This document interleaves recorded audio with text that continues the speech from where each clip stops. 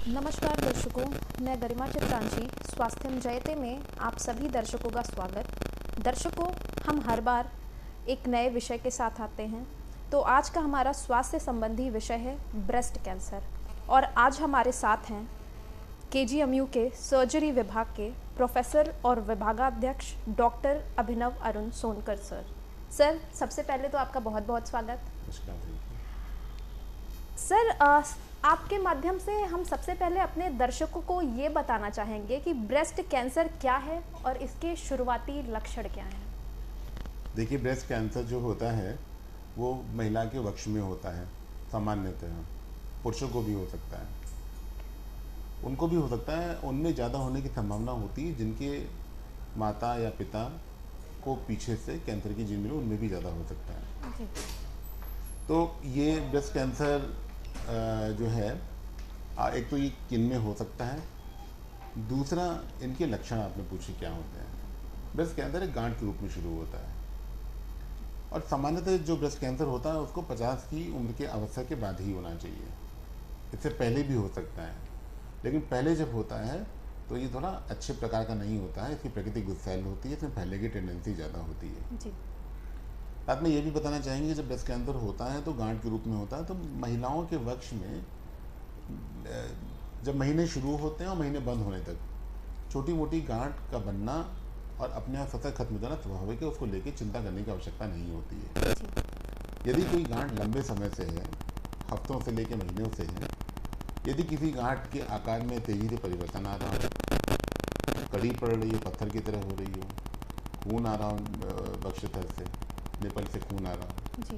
और इस प्रकार की कोई समस्या हो, बगल में गांठ हो जाए, लिम्फ नोड हो जाए, ये चिंता का विषय है। ठीक है।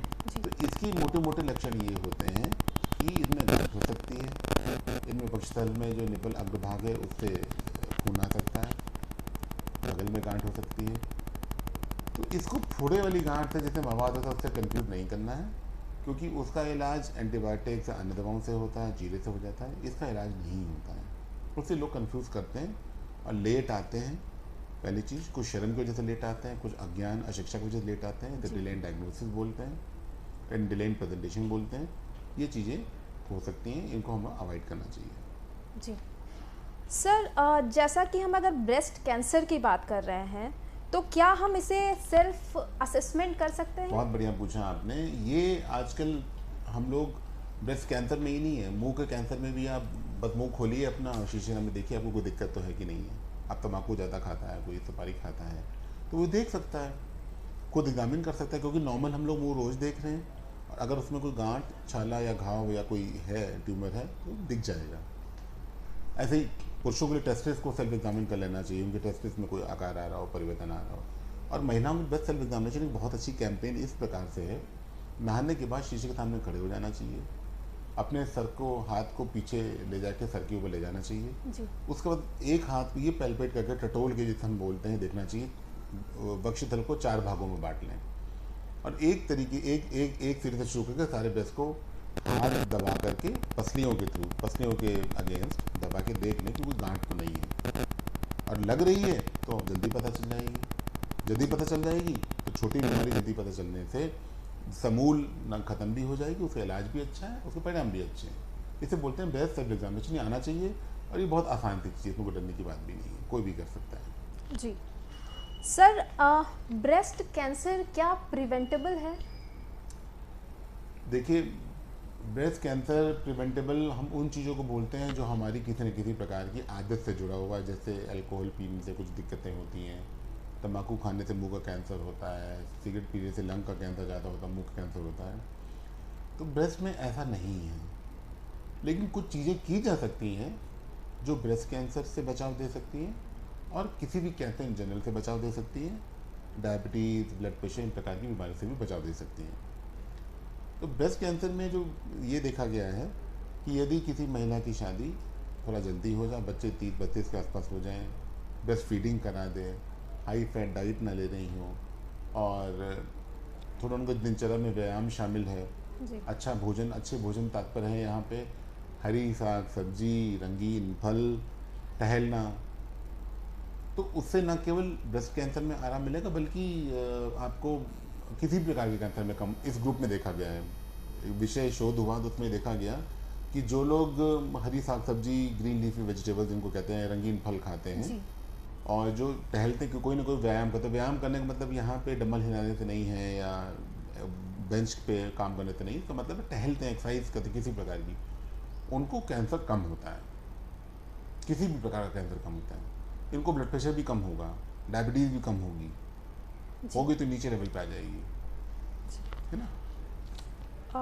सर, हम अंत में आपसे ये जानना चाहेंगे कि आप इस ब्रेस्ट कैंसर से बचाव के संबंध में क्या कहना चाहेंगे? देखिए, ब्रेस्ट कैंसर से बचाव, मैंने बताया ना आपको कि ये ऐसी चीज़ नहीं है कि जो हमें आपको तम्बाकू खाया या ये खाया तो हो गई। ये एक तो सतह बनता है और कुछ परिवार से मिल सकता है, और इसमें परिणाम तभी अच्छे हैं जब हम इसके प्रति जागरूक हों, और जब भी हमें कोई गांठ मिलती है तो उसको तुरंत किसी योग्य चिकित्सक के पास जाके दिखाएं। दूसरी चीज़ ये है कि हम किसी भी गांठ को लेकर के ये ना समझें कि कैंसर है, क्योंकि मेजॉरिटी गांठें कैंसर नहीं होंगी। इसके बावजूद भी ज़्यादातर गांठें कैंसर नहीं होंगी, यंग एज में ज़्यादातर गांठें कैंसर नहीं होती हैं, लेकिन फिर भी लापरवाही ना की जाए। तो किसी योग्य चिकित्सक को दिखाना है, डॉक्टर को दिखाना है जो इन सब चीज़ों का इलाज करते हैं, उनको पता है ना। ये नहीं कि अपने गांव में दिखाया, उसने चीरे पे फोड़ा, चीरा मार दिया, उसने ऑपरेशन कर दिया कि पत्थर निकल जाएगा, ठीक हो जाएगा, और फिर वो फैलने लगता है। फिर लोग कहते हैं लोगों को लोहा लगने से कैंसर फैलता है। जी। इस वजह से वो भ्रांति है, क्योंकि उसको पता नहीं था कि फोड़ा नहीं है, उन्होंने चीरा मार दिया, वो कैप्सूल के बाहर निकल, उनको लगा रहा है एक तो तेजी से फैल रहा है ना। और कैंसर के इलाज के तरीके भी हैं, जैसे उसकी टूकट बायोप्सी हो जाए, बायोप्सी में कैंसर के निदान हो जाएगा, स्टेजिंग हो जाएगी, फिर उसका समुचित इलाज हो जाए। कीमोथेरेपी चढ़ती है, ऑपरेशन होता है, और पश्चात में सिकाई होती है। ये इलाज के तरीके हैं, इतना ज़रूर करना है। और कैंसर से लड़ा जा सकता है, कैंसर से बचा जा सकता है, कैंसर से लड़ा जा सकता है, ये मन में ध्यान में होना चाहिए। और जो मैंने आपको बताया कि डिले इन प्रेजेंटेशन ना हो, यानी देर से आप डॉक्टर के पास गए ये ना हो, और डिले इन डायग्नोसिस भी नहीं होगी कि डायग्नोस बनने में देर होगी, ये चीज़। जी सर, हमारे साथ इस चर्चा में जुड़ने के लिए आपका बहुत बहुत धन्यवाद, डॉक्टर अभिनव अरुण सोनकर। दर्शकों, अब हम अपनी चर्चा को अब यहीं विराम देते हैं। अगली बार एक नए विषय के साथ दोबारा मिलेंगे, तब तक के लिए बहुत बहुत धन्यवाद। धन्यवाद।